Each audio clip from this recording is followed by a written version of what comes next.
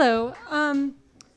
Before I start this story, I just want to give you guys a heads up. It does not paint me in the best light. So I just want to assure you that I've amended my thinking on revenge, and I no longer think that it's a good thing. I think that it is best left to Quentin Tarantino protagonists and Kevin Spacey in any of his fine dramatic roles. When I was in first grade, I didn't think about revenge. I was obsessed with soccer. So I joined a youth soccer league, and everything was great. We all had those really awful Jonathan Taylor Thomas bowl cuts. And we won a bunch of games, but there was this girl on the team who I really didn't like named Sherry. I thought she was disrespectful to the coach. And I did not have nuanced social skills at the time, so I told her that. And she told me that I was a brown-nosing goody two-shoes, and we were both right, and we didn't get along. So after soccer season ended, I didn't have that many opportunities to run into Sherry. But when I was in 7th grade, I entered my homeroom classroom, and Sherry was sitting next to me. And to my surprise, we became best friends. And if you guys know anything about junior high best friendships or BFF-ships, they're very intense. They require commitment and a expansive knowledge of friendship bracelet-ting. And so, yeah, Sherry and I were BFFs forever. We got along so well, and everything was great. We loved reading unauthorized biographies of Leonardo DiCaprio. And when junior high was over, when 8th grade was over, most of the people in my neighborhood went to the same high school, but about a handful of us went to a different high school that was an hour-and-a-half commute away from our neighborhood in Chicago, and it was a whole new social world.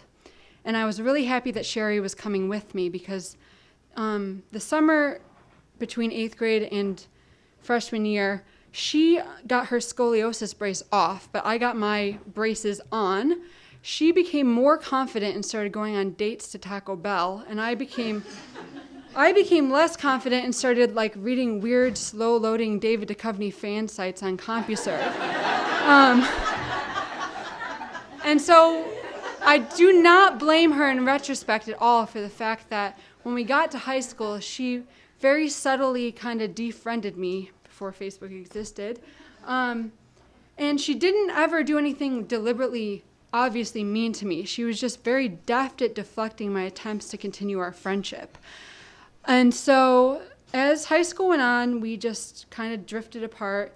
But I secretly hated her with every fiber of my being, with the intensity that only a 17-year-old virgin with chestnut can muster.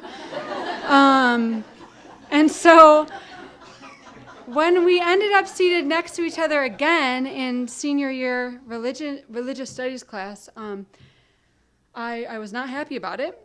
And every day when she would come into the classroom, she would sit down, and then instead of saying hi to me, she would turn completely the other way and start talking to this guy, Boomer. That's his real name. I changed her name, but that's his real name. And so I just hated her. I hated her so much. And I would have hated religion class, but our teacher was amazing. His name was Mr. Juilliard. And he was just like the guidance counselor in Freaks and Geeks, except his hair was really long and red, and he had a severe lazy eye. But he was amazing. He gave us snacks every day. And he concocted this elaborate Secret Santa plan where you would write down 4 things that you wanted, which were cheap, and then you'd give them to him, you'd pick a Secret Santa, and then, general Secret Santa stuff. So I don't remember who I actually picked in real life, but after the first week, I realized that Mr. Juilliard, since he respected us as young adults, he didn't closely monitor his desk. I realized that it was incredibly easy to slip a gift that wasn't intended for your Secret Santa on the desk. And then I realized that it would be really, really satisfying to see Sarah be sad. So I decided to get my Secret Santa person a gift, but also get her a mean gift. And then I would watch her open it, and I would be really happy. So I went to the drugstore after school, and I was looking around for a mean gift, and I found the perfect gift that worked on several levels. It was a douchebag because I thought that Sarah was a douchebag, and I thought that if Boomer saw her open it, he would think that she had poor feminine hygiene. So I bought it, and I wrapped it up, and I put her name on it like a total sociopath, and I brought it to school, and I put it on Mr. Juilliard's desk, and I was like, yes. For like 5 seconds, and then I started panicking, not because I was regretful, but because I was worried about getting caught. And so as people filed in, Sarah didn't show up, and I thought, yes, no, she's not here. I can explain to Mr. Juilliard that I wanted to get my friend Sarah/Sherry something nice. Her name was Sarah. I'm sorry, Sarah.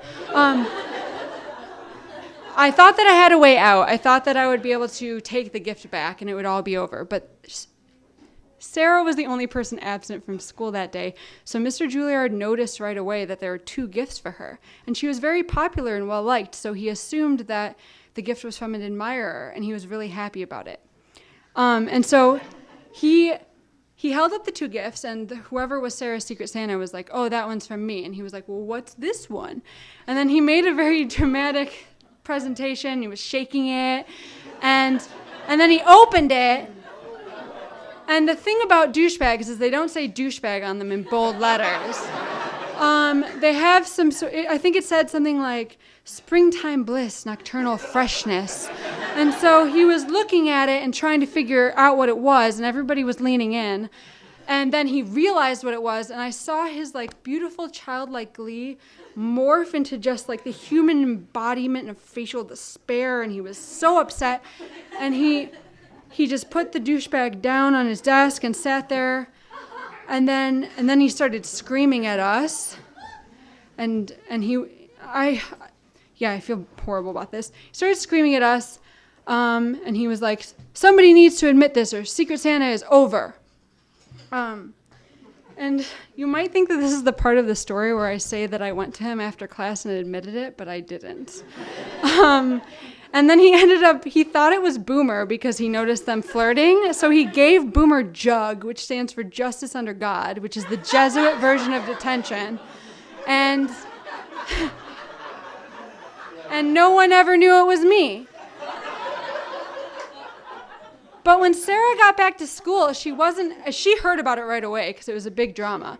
She wasn't upset about it because she thought it was Boomer too, and then they ended up going to Turnabout together, and Mr. Juilliard did cancel Secret Santa forever.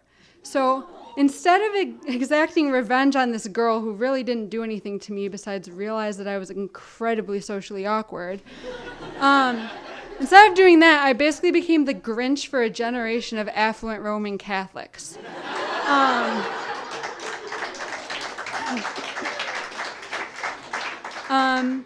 And that is why revenge can sometimes leave you looking like a total douchebag.